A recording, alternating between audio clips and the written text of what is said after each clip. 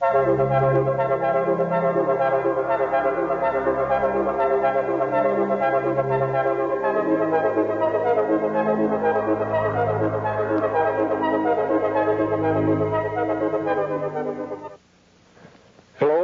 my name is Jim Graham. I'd like to tell you about an experience that I had during World War II as a guinea pig in an experiment in semi-starvation.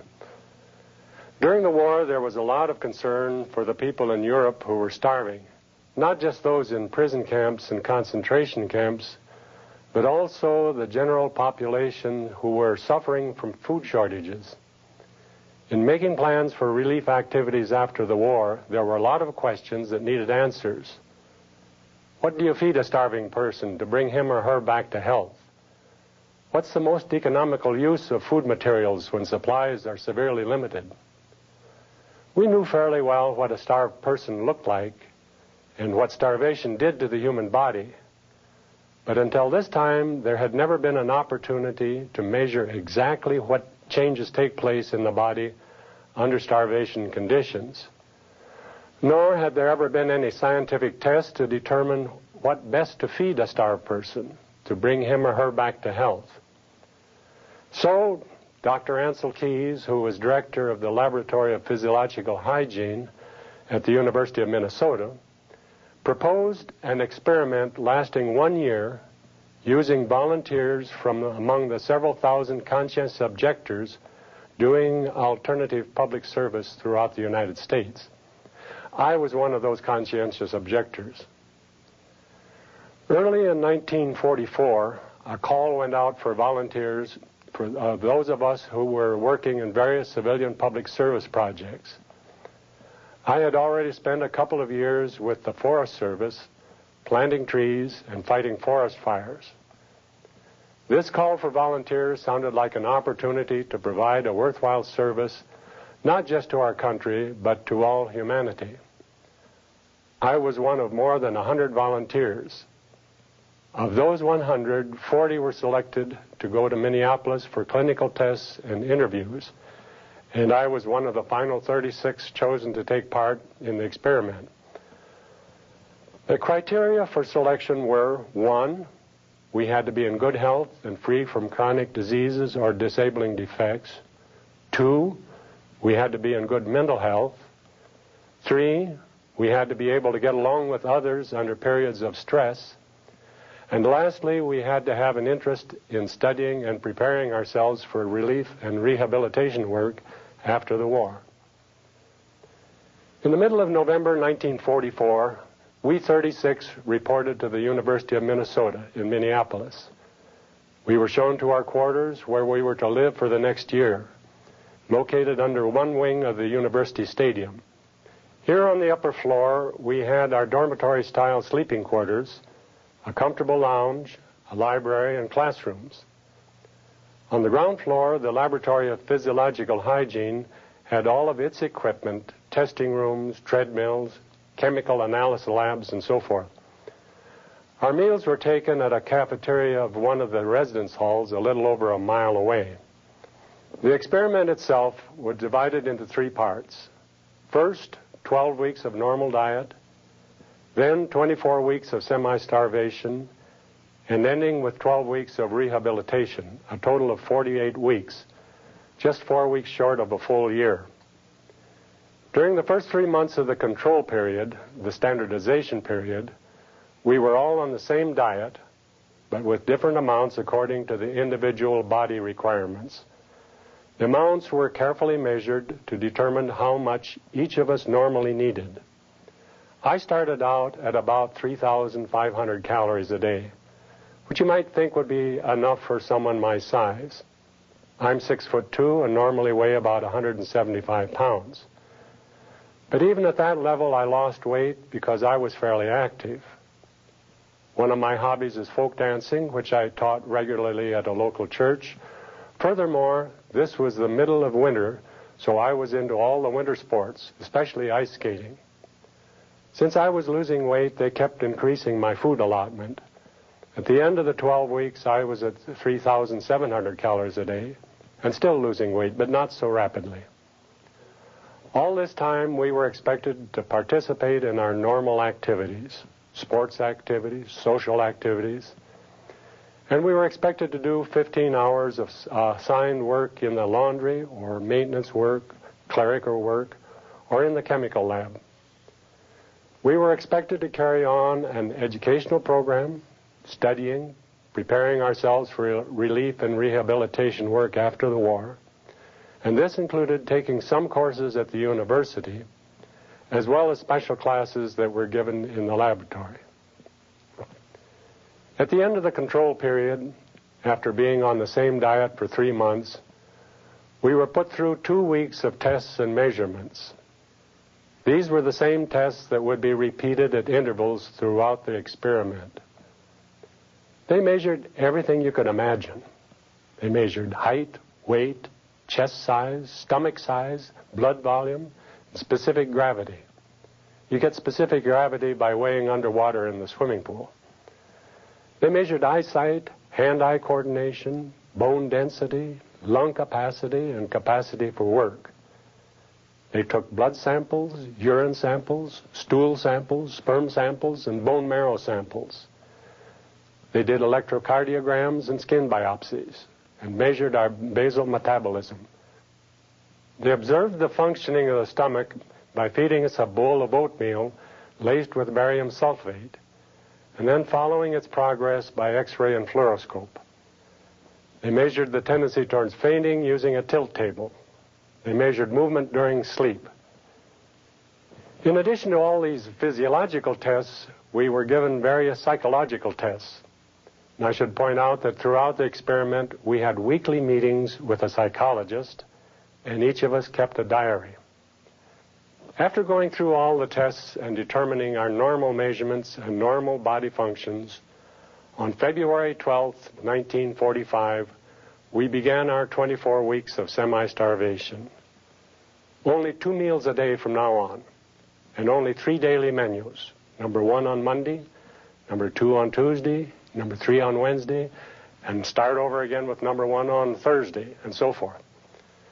The diet was designed to represent as nearly as possible the food found in Central European countries during famine. We had whole wheat, bread, potatoes, cereals, and lots of turnips and cabbage. Only token amounts of meats and dairy products. The average daily intake was 1,570 calories, and that included about 50 grams of protein and 30 grams of fat. The 1,570 calories was an average. Some of us had less, some had more. We were expected to lose about 1/4 of our body weight during the next 6 months. Each of us was assigned a weight loss goal and given a graph showing the rate at which we were expected to lose weight. We were expected to lose weight fairly rapidly at first, and then it would level off towards the ends of 6 months. Each morning we were weighed, and if we were losing weight too fast, we'd be assigned extra bread and potatoes. Or if we were not losing weight fast enough, our allotment of bread and potatoes was reduced. At the beginning, this was a rather interesting experience. We were losing weight, of course, but for the first few weeks, we still had quite a bit of energy. We were expected to continue all activities as before, to the extent that we could. We had to walk a minimum of 22 miles per week, plus a half hour on the treadmill each week. We had to spend 15 hours a week on our assigned jobs at the lab, and of course, keep up our classes. It wasn't long, however, before we began losing our will to do anything that required energy. The days began to drag out, each day getting longer and longer, and there seemed to be no end of starvation in sight. 6 months seemed like forever. Each morning we would get up, step on the scales, and check our weight against the chart of expected weight loss to see if maybe we might be entitled to some extra bread and potatoes. I'd look in the mirror and see that my eyes looked hollow, my cheeks were only a thin covering for the bones in my face, and my hair was getting thinner. If I tried to smile, it was just a grimace. I didn't feel like smiling in the first place, and I never laughed. My muscles were almost gone, my bones protruded, and sitting on a hard chair was uncomfortable, even for a few minutes. Most of us carried around pillows to sit on. I couldn't walk up a flight of stairs without stopping to rest once or twice on the way up. I felt like an old man, and probably looked like one, since I made no effort to stand up straight. I thought about food all the time. I started collecting cookbooks, you know, the kind with beautiful color pictures of delicious-looking dishes. I felt cold all the time, even though it was the middle of summer. Nothing felt better than to find a nice warm spot in the sunshine and do nothing but lie there and soak up the heat of the sun. Luckily, we had been able to do our ice skating when we felt strong, and the worst of the starvation was in the middle of summer. Most of us suffered from edema, the collecting of liquid in the body, some more than others. I always woke up in the morning with my face puffy on the side I was lying on. Sometimes my ankles and knees were puffy, but my edema was not as bad as that of several others whose flesh bulged over their shoes by the end of the day. We became very irritable and intolerant. Little things seemed to annoy us. We were no longer polite with each other or with visitors. It seemed as if the veneer of civilization had been removed, leaving bare the animal underneath. We didn't enjoy having guests because it was an effort to entertain them, and we were not usually very diplomatic about showing our feelings about it. Food occupied our thoughts all the time. At mealtime, each one had his special way of dealing with the food. A couple of the fellows would eat their food quickly and then leave the cafeteria and try to forget about it. Most of the rest of us dawdled over our food. Some would mix their food all together. Others would savor each bite of each item on the plate. We'd been told before the experiment that the food might become monotonous, since there were only 3 menus. But it was far from monotonous. It was food, and any food tasted good. To this day, I find one of the tastiest foods is a simple boiled potato. It's delicious.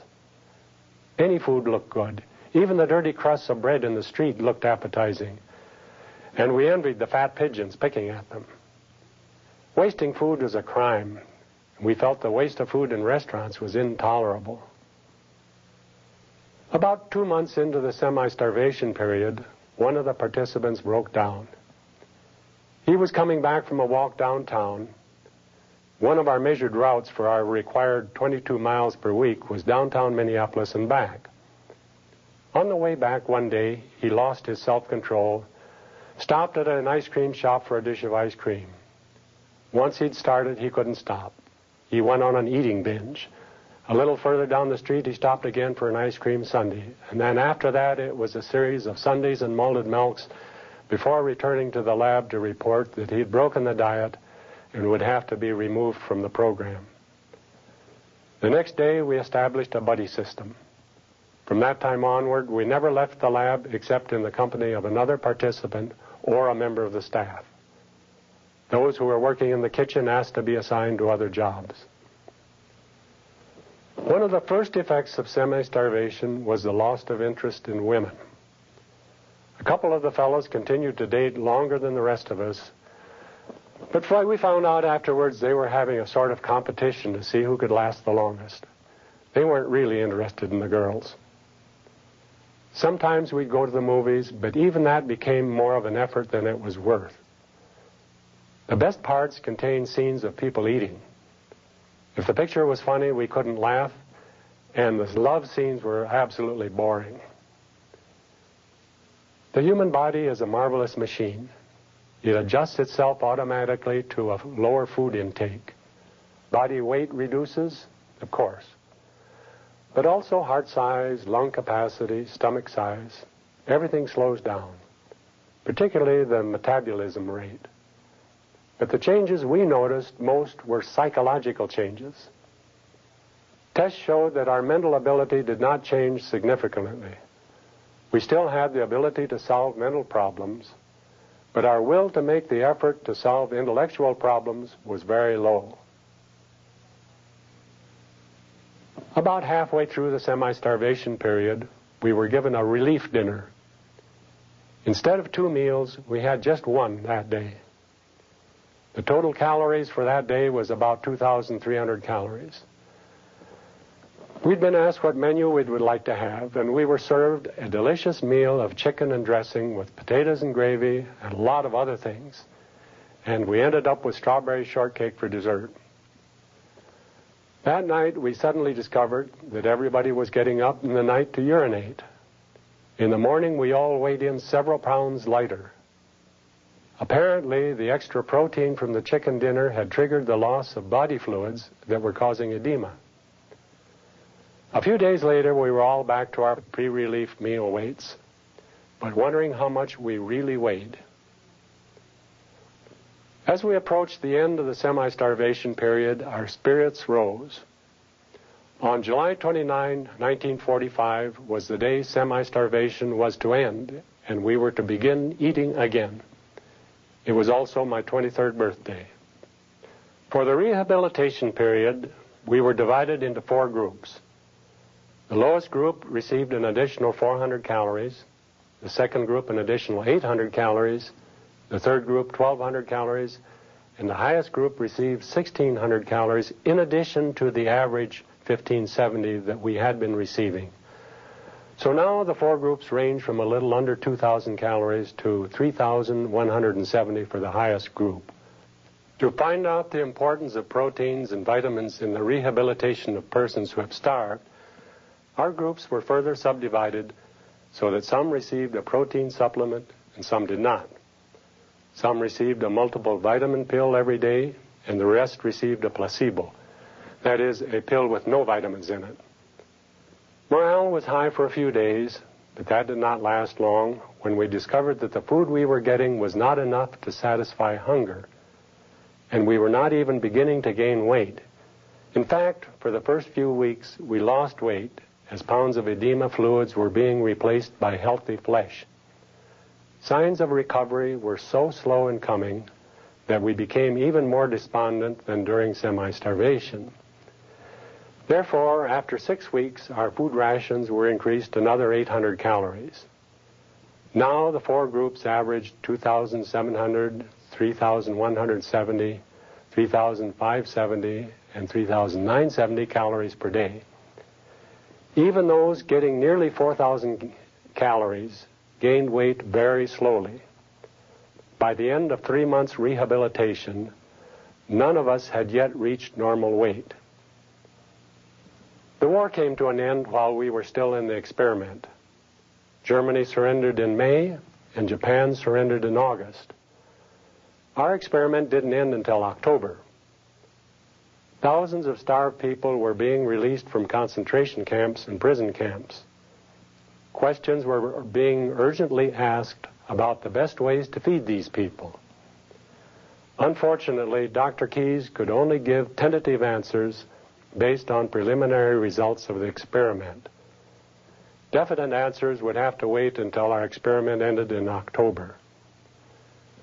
The first conclusions announced by Dr. Keyes was that the starved people of Europe and Asia must be rehabilitated physically before talking to them about democracy, a reference to the psychological effects of starvation. He also said that the Minnesota experiment showed that supplements of vitamins or proteins were not necessary. Here I'm quoting Dr. Keyes in a speech he made in Chicago. Enough food must be supplied to allow tissues destroyed during starvation to be rebuilt. Our experiments have shown that in an adult man, no appreciable rehabilitation can take place on a diet of 2,000 calories a day. The proper level is more like 4,000 calories for some months.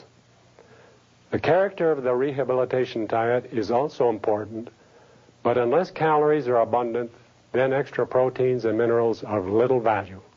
End quote. These were generalizations while the experiment was just coming to a close. The medical staff spent the next 3 or 4 years analyzing the extensive data collected and published the final report in 1950, almost 5 years later. The report is over 1,300 pages in 2 thick volumes. It gives all the details of the changes that took place in our bodies, physical, chemical, and biological, but it also showed that the greatest changes were psychological. Depression and apathy changed more than body weight. After the experiment was over, I was still hungry for a long time. Even when I could eat all I wanted, I would finish a meal and still feel hungry. My stomach just would not hold anymore. For months I carried candy bars or cookies in my pocket and munched continually. Naturally, I got fat. In 6 months, I went from a low of 122 pounds to a high of 225 pounds. It took me 3 years to get back to normal weight and normal eating habits. In conclusion, I would like to say that I have experienced hunger and the apathy and depression that goes with it. But we lived in sanitary quarters under the constant care of doctors. Most people in areas of famine die of other diseases because of the body's inability to resist disease. Furthermore, we knew that it would all be over on a certain date. I often think how horrible it would be to be starving and never know when it would end, if ever.